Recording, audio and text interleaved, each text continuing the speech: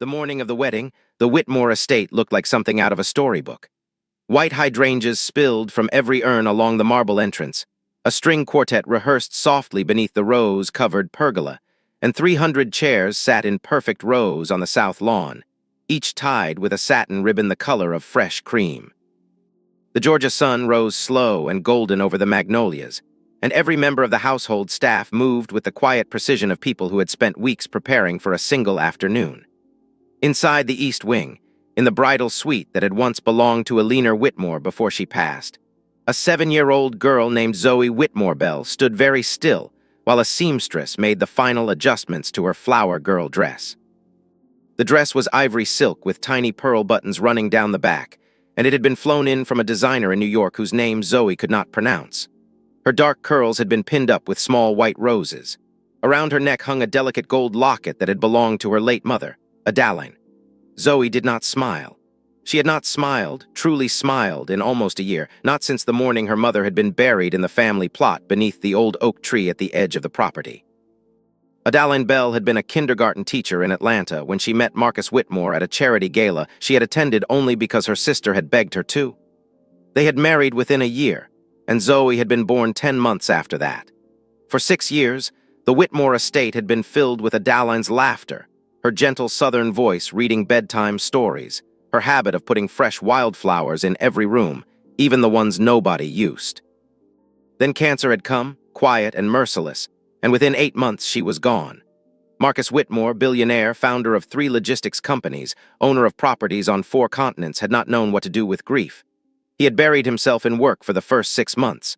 Then, almost without realizing it, he had begun spending time with Vivienne Cassell, a 34-year-old socialite from Charleston whose family name carried weight but whose bank account did not. Vivienne had been gentle with him at first. She had brought casseroles to the house, sat with him on the porch in the evenings, listened when he spoke about Adaline. She had been careful, so careful, never to compete with the dead woman's memory. 6 months later, Marcus had proposed. Now the wedding was 3 hours away, and Zoe stood in front of the tall mirror in her ivory dress, holding a small white basket of rose petals and feeling something heavy and wrong settle in her chest. The seamstress smiled at her in the mirror and said she looked like a little princess. Zoe did not answer. There was a soft knock at the door, and then it opened, and Marcus stepped inside. He was already dressed in his charcoal gray morning suit, his silver cufflinks catching the light, his dark hair combed back the way Adaline had always liked it. He stopped when he saw Zoe, and for a long moment he did not speak. He looked at his daughter, small and serious and so painfully like her mother, and something pulled tight in his throat. "You look beautiful, sweetheart," he said finally. Zoe nodded once, the way she had learned to do when she did not have words. Marcus crossed the room and crouched down in front of her so they were eye to eye.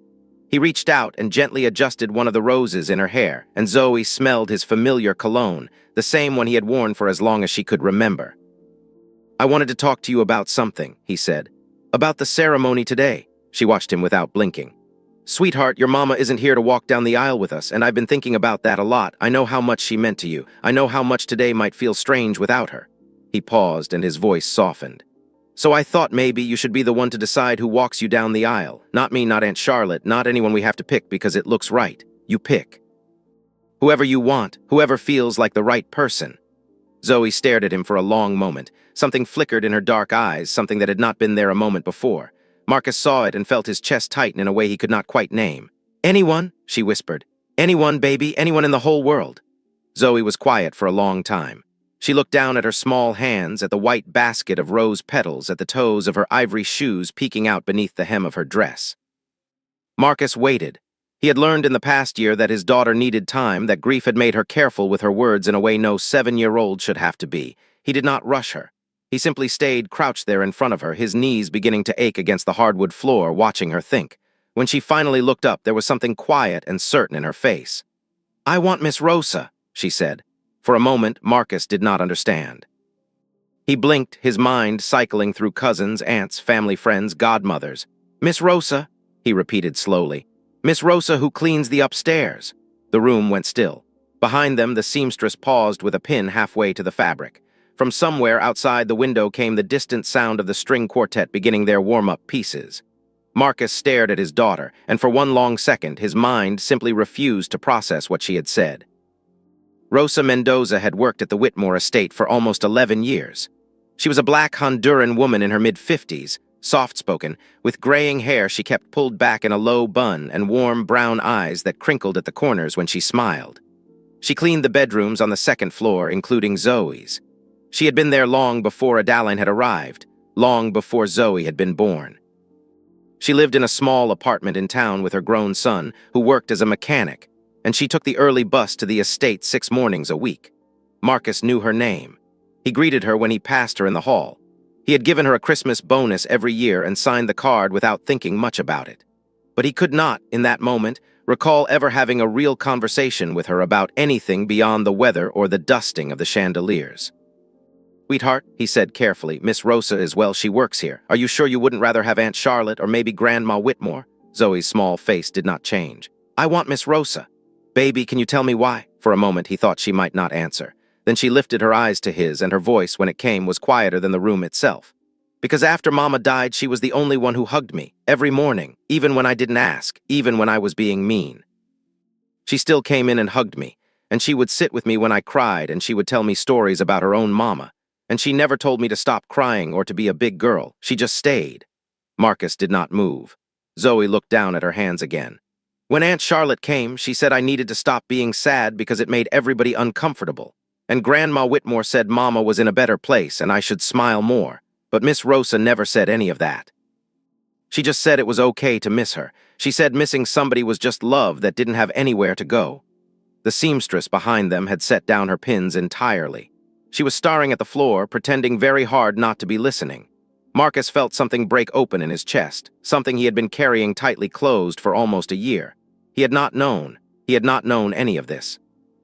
He had been so consumed by his own grief, by the company, by the slow and confusing process of rebuilding a life around the empty space Adaline had left, that he had not seen what his own daughter was carrying or who had been carrying it with her. He swallowed hard. "Zoe, baby, I didn't know." "I know you didn't," she said simply. There was no anger in it, only the calm, factual delivery of a child who had stopped expecting adults to notice things. Marcus reached out and took her small hand in his. Her fingers were cool. He held them gently, the way he had held them when she was 3 and afraid of thunderstorms, the way Adaline had held them at the very end when the morphine had blurred everything except the shape of her own daughter. "Then we'll ask Miss Rosa," he said. Zoe's eyes lifted to his, searching as though she could not quite believe him. "Really? Really?" She did not smile, not fully. But something softened in her face, something that had been locked up tight for almost a year, and she nodded once. Marcus stood slowly, his knees stiff from kneeling, and crossed to the door. He paused there with his hand on the brass knob, looking back at his daughter once more. She had returned her attention to the basket of rose petals, but her shoulders were no longer quite so rigid. He stepped out into the hallway and closed the door softly behind him. The corridor of the East Wing was quiet at this hour. Most of the wedding preparations were happening downstairs and in the gardens, and only a few members of the staff moved through the upper floors. Marcus stood there for a moment, breathing, trying to organize the storm of thoughts in his head. He had 300 guests arriving in less than 2 hours. A senator, 2 ambassadors, the CEOs of 4 of the largest corporations in the Southeast. His own mother, who had flown in from Charleston the night before, and who held opinions about decorum the way other people held religious convictions. Vivienne's family, the Cassells of Charleston, who had spent the past 6 months making very sure everyone understood how proud they were that their daughter was marrying a Whitmore. And he was about to tell all of them that the cleaning lady would be walking his daughter down the aisle. He should have felt panic. He should have felt the careful machinery of his life seizing up at the thought of what was about to unfold. Instead, what he felt, standing in that quiet corridor, was something closer to relief, as though a small door had opened somewhere inside him and let in a current of fresh air. He started walking. He did not go downstairs first. He did not go to find Vivienne or his mother or the wedding planner who had been hovering near the ballroom all morning with a clipboard and an earpiece. He walked toward the back staircase, the narrow one the staff used, the one that descended into the rear corridor of the house where the linen closets and the staff break room were. He had not used these stairs in years, possibly ever. They were narrower than he remembered, with a worn wooden banister and a slightly uneven step near the bottom that someone should have fixed long ago. He emerged into a hallway he barely recognized, lined with doors marked laundry, storage, pantry. The walls down here were not papered in silk damask. They were painted a practical cream, with scuff marks along the baseboards from years of carts and shoes and ordinary use. He found Rosa in the second-floor linen closet, folding fresh towels onto a rolling cart. She looked up when she heard footsteps, and when she saw who it was, her hands paused mid-motion. She was wearing her usual gray uniform, her hair pulled back in its low bun, a soft white apron tied around her waist. For a brief second, something flickered across her face, the instinctive concern of a long-time employee who suddenly finds the owner of the house in a place he does not belong. "Mr. Whitmore," she said, straightening. "Is everything all right? Is Miss Zoe?" "She's fine," Marcus said quickly. "She's fine. I need to talk to you if you have a minute." Rosa set down the towel in her hands. "Of course, sir." Marcus realized, standing there in that narrow linen room with the faint smell of lavender detergent and warm cotton, that he had no idea how to say what he had come to say. He had given speeches to boards of directors. He had negotiated contracts worth 9 figures, and he could not, for the life of him, figure out how to begin this particular conversation. He started with the truth. "Rosa, I want to ask you something, and I want you to know that you can say no. You can absolutely say no, and nothing about your job or your time here will change. Do you understand?" Rosa nodded slowly, the small lines around her eyes deepening with quiet caution. "My daughter," Marcus said, and his voice caught slightly. He cleared his throat. "Zoe asked if you would walk her down the aisle today." For a long moment, Rosa did not move. She stood very still, her hands folded in front of her apron, her dark eyes fixed on his face as though she was waiting for him to take the words back, or to laugh, or to explain that this was some sort of misunderstanding. When he did none of those things, her expression began to change, slowly, the way light changes a room at dawn. "Me," she whispered. "You. Sir, I don't understand." Marcus took a small step closer, careful not to crowd her in the small space. "She told me," he said, "that after her mama died, you were the one who hugged her every morning, that you sat with her when she cried, that you told her missing someone was just love that didn't have anywhere to go." Rosa's eyes filled with tears. She did not let them fall. She lifted one hand and pressed it lightly against her mouth, as though to hold something in. Marcus saw her shoulders rise and fall once, a small, unsteady breath, and then she lowered her hand and looked at him with an expression he had never seen on her face in 11 years of passing her in hallways. "She remembered that," Rosa said softly. It was not a question. It was something closer to wonder. "She remembered all of it." Rosa turned her head slightly, looking past him at the rows of folded sheets and pillowcases, as though she needed a moment to gather herself somewhere that was not directly under his gaze. When she spoke again, her voice was steadier, though something in it had changed. "Mr. Whitmore, I did not do any of that to be remembered. I did it because she is a little girl who lost her mother, and I lost my own mama when I was 9 years old. I know what that quiet sounds like in a child's room. I know what it is to wake up and remember all over again that she is gone. So when I would go in to make her bed in the mornings and she would be lying there with her face to the wall, I just stayed a minute. That is all." "That is not all," Marcus said. His voice had thickened. "That is not all, Rosa. That is everything." She looked back at him. The tears had not fallen, but they were there at the edges of her dark eyes, held in place by years of practice. "Sir, with all respect, I am the housekeeper. The wedding, the family, your mother, the guests, this is not a place for me. There are people who will not understand. There are people who will say things. I do not want to bring trouble into your daughter's day." "Rosa," Marcus took a slow breath. "The only person whose understanding matters today is the 7-year-old girl in the East Wing who has not smiled in 11 months. She picked you. Out of everyone in her entire world, she picked you. And I will be honest with you. I do not know what the people downstairs are going to say. I do not know how my mother is going to react. I do not know what Vivienne is going to think. But I know that I have spent the last year so lost in my own grief that I did not see who was taking care of my child. You did. And I am not going to let what other people might say take that away from her or from you. Not today." Rosa was silent for a long moment. Outside, somewhere down the hall, a door opened and closed. A woman's voice called something about flowers needing to go to the foyer. Life in the great house continued around them, unaware that a small and quiet thing was being decided in a linen closet on the 2nd floor. "What would I wear?" Rosa said finally. It was such a practical question and so honest that it almost made Marcus laugh. He did not. He understood what she was really asking.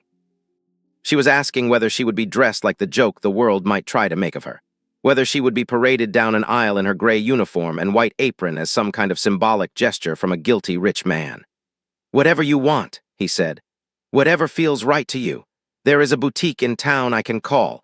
Or there is a closet upstairs, several closets, and you are welcome to anything in them. You should be dressed however a woman who is walking a beloved child down the aisle of her father's wedding deserves to be dressed. Rosa looked at him for a long time. He had the strange sensation that she was reading something on his face that he could not see himself. Then she gave a small, slow nod. "I have a dress," she said. "It is in my closet at home. I wore it to my niece's quinceañera 3 years ago. It is navy blue with lace at the sleeves. It is not fancy, but it is mine. If your driver could take me to my apartment and bring me back, I could be ready in time." "Done." "Then yes," Rosa said quietly.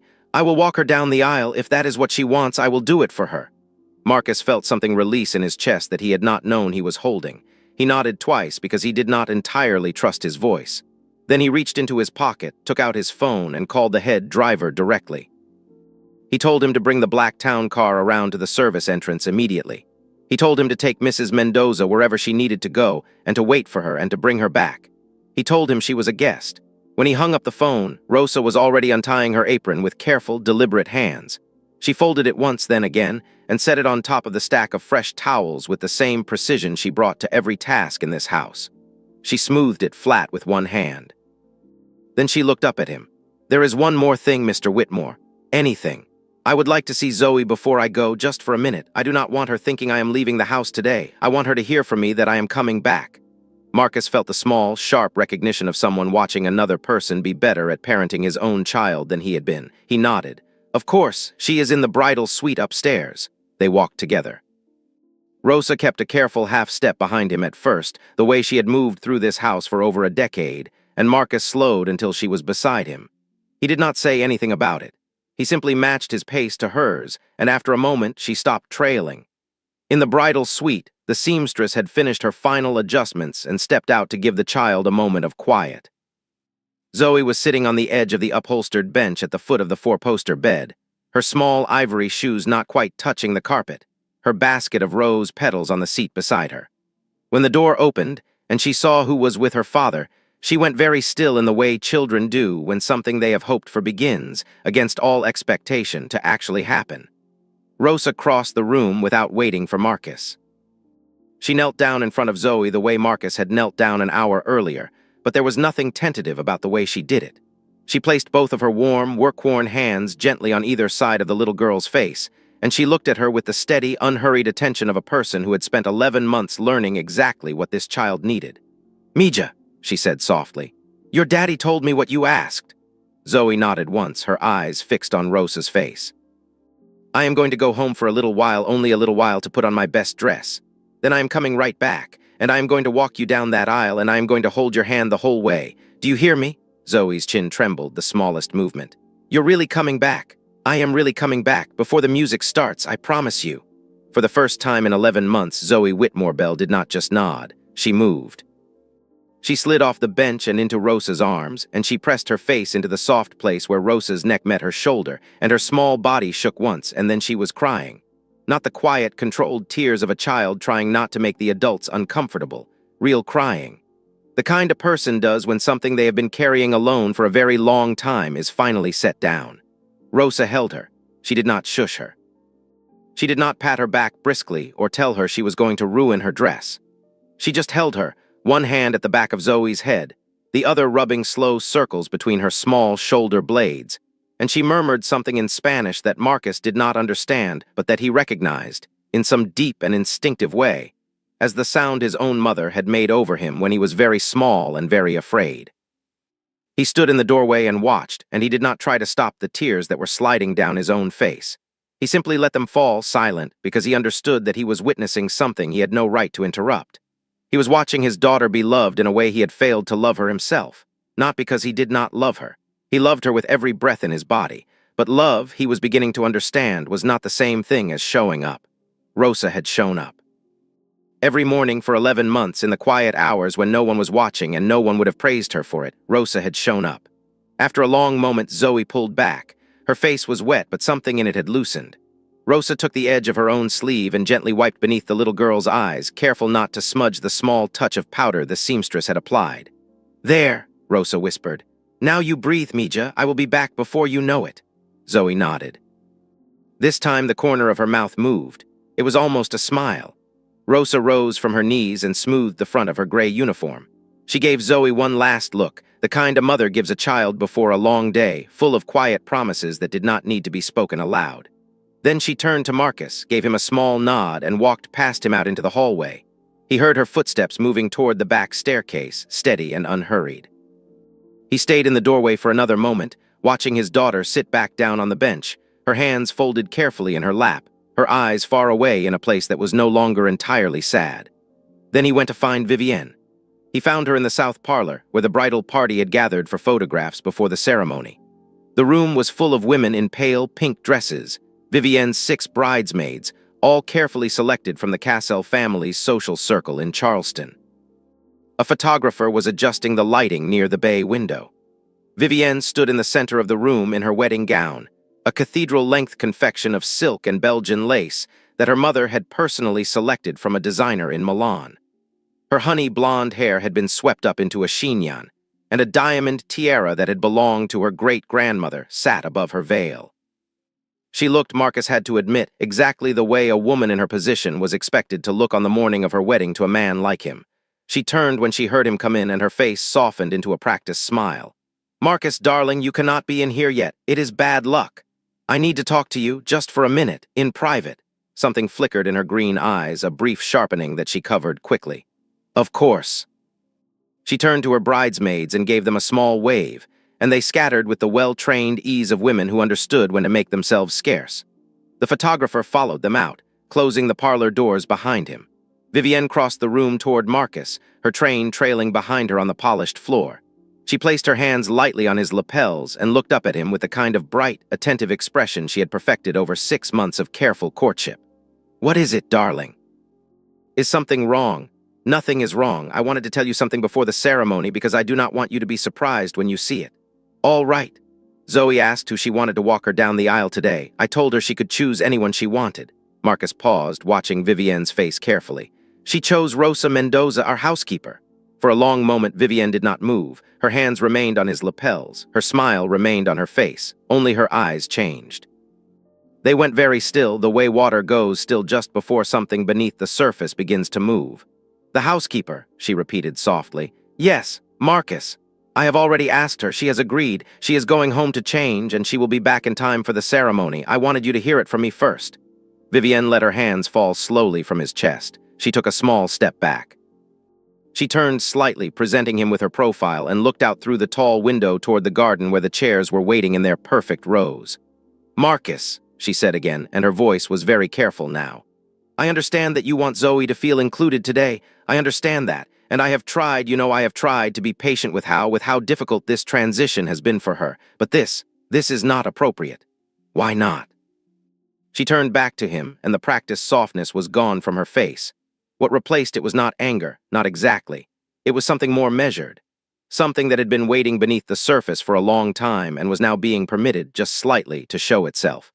"Because 300 people are about to arrive at this house. Because my mother and father have invited the governor. Because there will be photographs of this wedding in every Southern Society publication for the next 3 months. Because the woman walking your daughter down the aisle is supposed to represent the family she is joining, the family she is becoming part of. It is supposed to be your mother. It is supposed to be Charlotte. It is supposed to be someone who is part of the world we are building together. Rosa has been part of Zoe's world for 11 years. Rosa cleans our bathrooms." The sentence landed in the room like something dropped on stone. Marcus felt the small, cold click of a door closing somewhere inside him. He did not raise his voice. He simply looked at the woman he had been planning to marry in 2 hours, and he saw her, perhaps for the first time, with absolute clarity. "Rosa," Marcus said quietly, "hugged my daughter every morning for 11 months while I was too lost in my own grief to do it myself. Rosa told Zoe that missing her mother was just love that did not have anywhere to go. Rosa sat with my child in the dark while you and I were having candle-lit dinners in Charleston." Vivienne's mouth tightened just slightly. "That is not fair, Marcus. I have tried with Zoe. I have tried." "You told her to smile more, Vivienne. At her own mother's memorial dinner, you told her she was making the guests uncomfortable. Charlotte told me about it last week. I did not say anything because I told myself you meant well. I told myself you were learning, but you are not learning. You are arranging. You arrange Zoe the way you arrange flowers, and when she will not stay in the vase, you tell her she is being difficult. Marcus, I am not finished. I am not angry, Vivienne. I want you to hear me. I am not angry. I am awake. For the first time in almost a year, I am awake, and I am looking at the day I almost agreed to, and I am realizing something I should have realized a long time ago. Vivienne's face had gone very pale beneath her bridal makeup. She did not interrupt him. Perhaps she could not. Perhaps she understood with the same instinct that had brought her this far that this particular moment was no longer something she could redirect with a touch of her hand or a softening of her voice. My daughter, Marcus said, is the truest person in this house. She has been the truest person in this house for a year, and I did not see it because I was too busy trying to feel less terrible.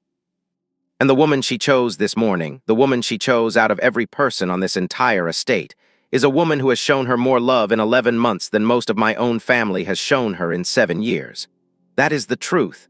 And if that truth does not fit into the wedding you have been planning, then the wedding is what has to change, not the truth. Vivienne was silent for a long time.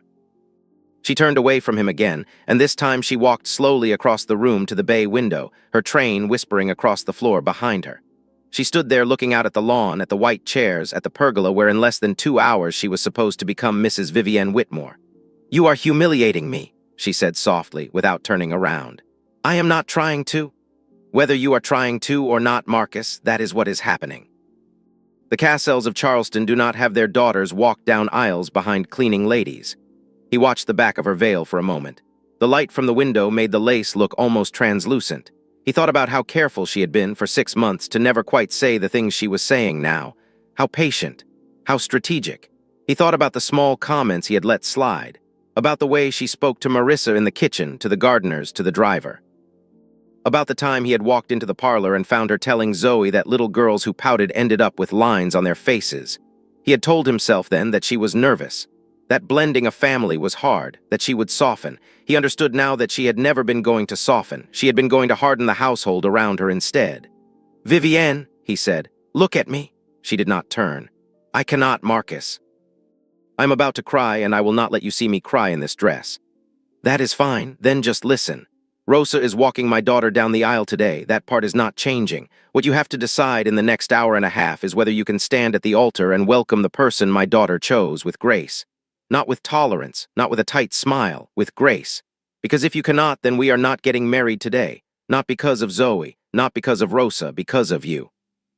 Because the woman I am marrying has to be a woman who can love my daughter the way my daughter actually is, not the way she would look better in a photograph. The silence that followed was the longest of his life.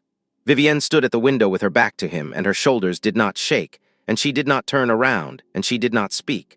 The sunlight caught the diamonds in her tiara and broke them into small, bright pieces against the wall. When she finally turned, her eyes were dry. Whatever crying she had been afraid of had been pushed back down to wherever she kept such things. Her face had reassembled itself into something composed and very cold. I see, she said. Vivienne. No, you have said what you came to say, Marcus. I would like a moment, please. He hesitated at the door. He wanted foolishly to give her something, a way back. A door she could walk through that would let them both pretend this had been a small argument, easily resolved, the kind of pre-wedding tension every couple worked through on the morning of. But he understood, looking at her, that no such door existed. They had not been arguing about Rosa. They had been arguing about who she was and who he was and what kind of household his daughter was going to grow up in. And those were not things either of them was going to take back. I will be in my study, he said quietly. If you want to talk. He stepped out and closed the parlor doors behind him. The hallway felt strangely bright.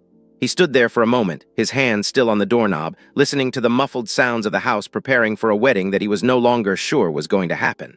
From somewhere outside came the distant, sweet sound of the string quartet running through Pachelbel's canon. From the kitchen below came the clink of silver being polished. From the foyer came his mother's voice, sharp and confident, directing a florist about where the spray of white lilies needed to be moved. Marcus walked toward his study. He did not run. He did not rush. He walked the way a man walks when he has just understood something important and needs his body to catch up with his mind. Halfway down the corridor, Charlotte appeared from a side hallway. His older sister was already dressed for the ceremony in a soft pearl gray gown, her dark hair pinned up, a small clutch in her hand. She took one look at his face and stopped walking. Marcus, what is wrong? He told her. Standing there in the hallway in a low voice, he told her about Zoe and Rosa and Vivienne and the parlor. Charlotte listened without interrupting, her face very still, her dark eyes moving across his face the way their mothers used to when they had been children and one of them had come home with bad news. When he finished, she did not say anything for a moment. Then she said, "Thank God." Marcus blinked. "Thank God, Marcus. Thank God for that child. I have been trying to find a way to talk to you about Vivienne for 3 months. Every time I started, you looked so tired, and I told myself it was not my place. But I have been watching her with Zoe, and I have been watching her with Mama, and I have been watching her with the staff, and Marcus, that woman was not going to make you happy. She was going to make you presentable." He stared at his sister. "Why did you not say anything?" "Because grief makes people stupid, baby brother. And because I thought maybe you needed to feel less alone for a little while, even if the company was not right. I have been praying for some kind of sign that you were waking up. I did not expect the sign to be your 7-year-old daughter, but the Lord works with what he has." Charlotte reached up and put her hand against his cheek, the way she had when they were small. "What are you going to do?" "I do not know yet. I need to think. Think fast. There are guests arriving in an hour." "I know." Charlotte gave a small, dry smile. "Well, whatever you decide, I am with you. And if Vivienne walks out of this house in that dress, I will personally make sure no one in Charleston society hears a single unkind word about it. Not one. The Cassells will have to find their own narrative." She paused. "Where is Rosa?" On her way home to change, the driver took her. "Good. When she comes back, I want to be the one to greet her at the door. Will you let me do that?" He looked at his sister and felt, for the second time that morning, the small, unexpected gift of being seen by someone who had been paying attention all along. "Yes," he said. "Please." Charlotte squeezed his arm once and walked on down the hallway toward the foyer, her gray gown trailing softly behind her. Marcus continued to his study. He closed the door. He sat down behind his father's old mahogany desk, in the leather chair that still creaked exactly the way it had when he was a boy. And he waited. 40 minutes passed. He did not look at his phone. He did not look at the clock on the mantel. He sat in his father's chair and watched the light move slowly across the rug, and he thought about Adaline. He thought about the morning she had been diagnosed, the way she had held his hand in the doctor's office and said, very calmly, that whatever came, they would figure it out together. He thought about the last conversation he had with her 3 days before she died, when she had been too tired to speak much but had whispered to him, "Take care of our girl." He had said he would. He had meant it with every part of himself. And then he had failed at it quietly for almost a year. There was a soft knock at the door. He looked up. "Come in." Charlotte opened it just enough to put her head through. "She is back, Rosa." The driver just pulled up at the front gate. "And Marcus, Vivienne came downstairs 10 minutes ago. She is in the foyer with her mother. They are speaking with the wedding planner." Marcus stood up. "Where is Zoe?" "Still in the bridal suite. Mrs. Porter is with her." "Tell Mrs. Porter to bring her down to the side garden entrance, not the main hall. I want Rosa to come in through the front door properly, and I want Zoe to meet her in the small parlor away from everyone before any of this starts." "All right." "And Charlotte?" "Yes." "Send someone to find Reverend Mitchell. I need to speak with him for 2 minutes before the ceremony." Charlotte nodded once and disappeared. Marcus crossed the study, opened the door, and walked down the long hallway toward the front of the house. He could hear the murmur of arriving guests now, the soft hum of voices from the south lawn, the laughter of someone's children running through the rose garden. The wedding, whatever it was about to become, had begun to gather itself around him, whether he was ready or not. When he reached the front foyer, Vivienne was standing near the grand staircase with her mother, Mrs. Cassell, a small, steel-haired woman in lavender silk who was speaking in a low, urgent voice. They both turned when they saw him. Vivienne's face was composed. Her mother's was not. "Marcus," Mrs. Cassell said, her voice tight with the particular Charleston politeness that always preceded something sharp. "Vivienne has told me about this misunderstanding. I am sure you can see how it puts all of us in a very awkward position. I do not think anyone wishes to be unkind to the help, but there is a time and place for everything, and a wedding is not. Mrs. Cassell, if you would simply allow Charlotte to walk the child down the aisle, as was originally planned, we can put all of this behind us and proceed with our day. The woman, the housekeeper, can be given a lovely seat near the back. We can find a way to acknowledge her later, perhaps a card, a token of appreciation." Marcus looked at her for a long moment, then he looked at Vivienne. "Is this what you want?" he asked his fiancée quietly. Vivienne did not answer. She did not need to. Her silence was the answer. She was standing beside her mother. She was letting her mother speak for her. She had chosen, in the small window he had given her, exactly the woman she was going to be. Behind him, the heavy front doors opened. He turned. Rosa Mendoza stepped into the foyer of the Whitmore estate. She was wearing a navy blue dress that fell just below her knees with delicate lace at the cuffs and a modest neckline. She had taken her gray hair out of its low bun and pinned it more softly at the nape of her neck. A small gold cross hung at her throat. She carried a black handbag, the kind a woman buys once and keeps for 20 years. She had put on a touch of pink lipstick. That was all. She looked, Marcus thought, exactly like herself, only seen properly perhaps for the first time in this house. Charlotte stepped forward immediately and took Rosa's hands in her own. "Mrs. Mendoza," Charlotte said, loud enough for the foyer to hear. "Welcome, thank you so much for being part of our family today. Zoe is waiting for you in the small parlor. May I show you?" Rosa's eyes flickered just once toward Vivienne and her mother, then back to Charlotte. She nodded. "Thank you, Miss Whitmore. Please." "It is Charlotte." They moved together across the foyer. Mrs. Cassell watched them go with an expression that could have curdled cream. Vivienne watched them with no expression at all. Marcus turned back to Vivienne. He spoke quietly, so only she and her mother could hear him. "I am going to ask you one more time, Vivienne, not because I think the answer will be different, because I want you to know I gave you the chance.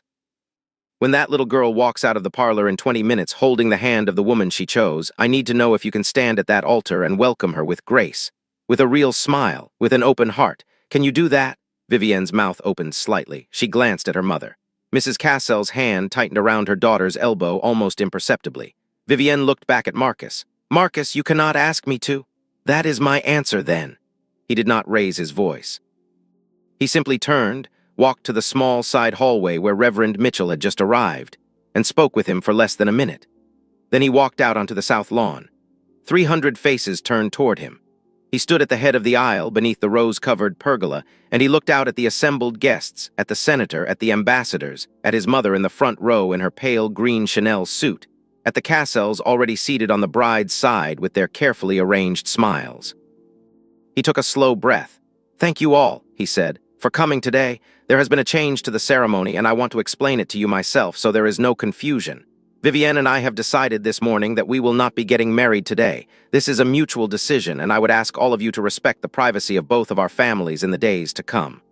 A low murmur moved through the chairs. "However," Marcus continued, "I would like to invite each of you to remain, because there is something happening today that I would like you to witness. My daughter Zoe lost her mother 11 months ago, and for those 11 months she has been quietly and faithfully loved by a woman in this household whose kindness I failed to see until this morning. Her name is Rosa Mendoza. She has worked in our home for almost 11 years, and today, at my daughter's request, Rosa is going to walk Zoe down this aisle, not toward a wedding, toward something more important, toward a thank you. From me, from this family, in front of all of you." The murmur changed. Something in the air of the garden changed with it. Marcus turned and nodded toward the side path.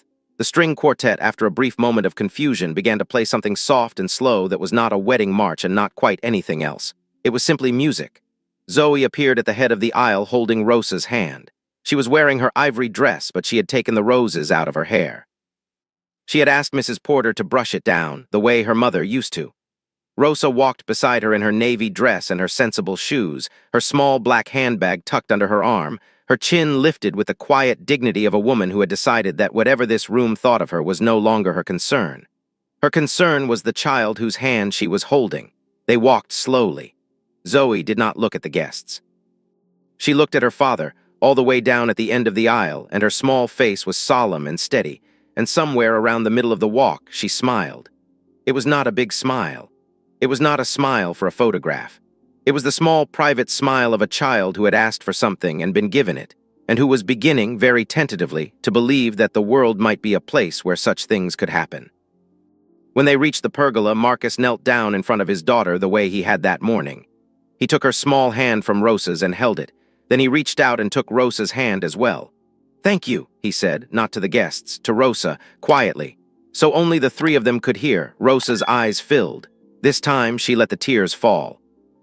Behind them, on the south lawn of the Whitmore estate, 300 guests sat in stunned and respectful silence while a billionaire knelt in his charcoal gray morning suit beneath a rose-covered pergola, holding the hands of his daughter and the housekeeper she had chosen, and quietly, without ceremony, began the only wedding that had ever mattered. The wedding of a broken family back to itself. And in the front row, Charlotte Whitmore lifted her hand to her mouth and began, very softly, to clap. The sound spread. If this story moved you, please like this video, share it with someone who needs to hear it, and subscribe to the channel for more stories where the quietest voices speak the loudest truths.